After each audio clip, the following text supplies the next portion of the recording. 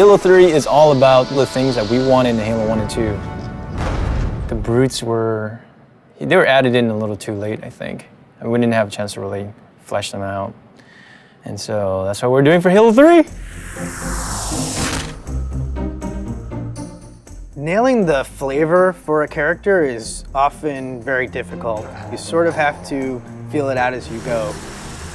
The brutes in Halo 2 were meant to be more like the barbarians in Rome. And we wanted the brutes to typify that abusive, evil invader. But right from the start, the design of the brutes was not consistent about reinforcing that they're meant to be worthy adversaries for the player. Now that the elites have left the Covenant, it gave us a problem for Halo 3. For the brutes to behave kind of similar to the elites, they have to be totally redone because they're not interesting to fight. He was just a damage sponge. There were no interesting reactions. There wasn't an interesting death. The only tactic the player has is just pump them full of lead until they fall down. This doesn't really turn out to be really good gameplay. Going back and trying to recreate a character like this is one part art and one part science, and the art part is very difficult to understand just exactly how long it's going to take.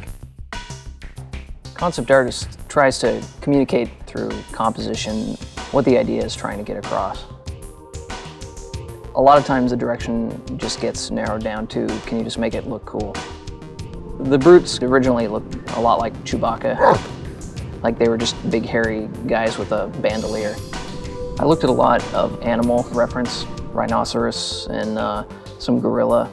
Their natural body plating is brutish. This was our way of like kind of pulling them into the fold of the Covenant. They've got kind of ancient looking buckles and gauntlets and leather straps holding all that stuff together, making them a little more serious bad guy, I hope. Everything the character does, whenever the character moves, we've created an animation for it.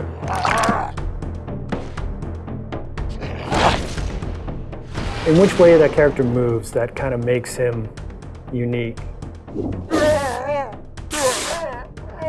These days now we got our animation reference area upstairs.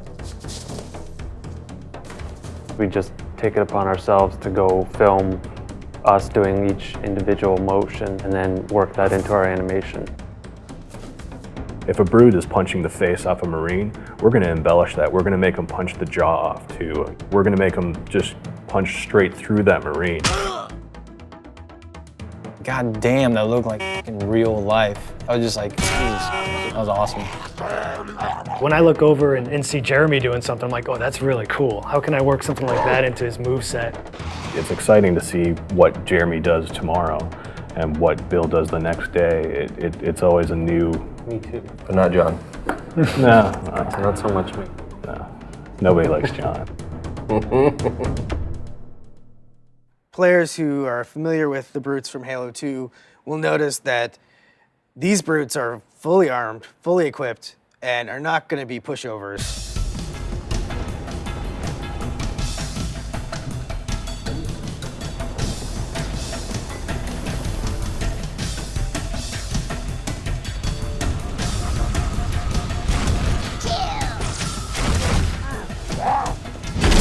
For the game to be interesting, like the guys you're playing against have to be fun to play. Does the profile of the character create an interesting look from afar?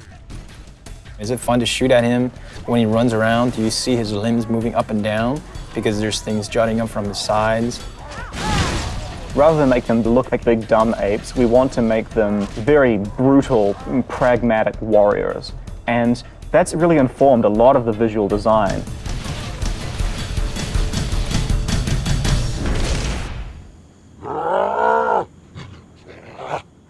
Visually through the art, we define the different classes.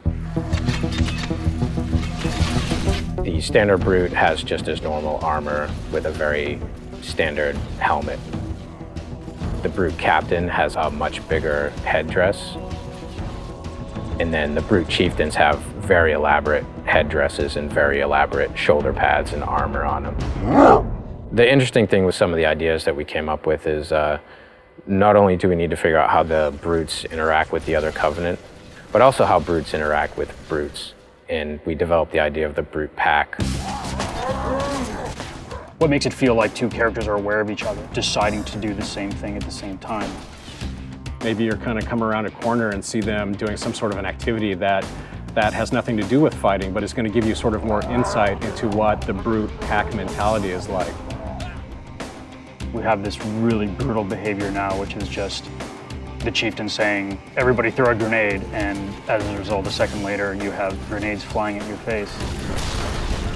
That's always going to give the player a little bit of an adrenaline rush that, oh my god, now this guy's right up in my face, I have to back up and hit him hard.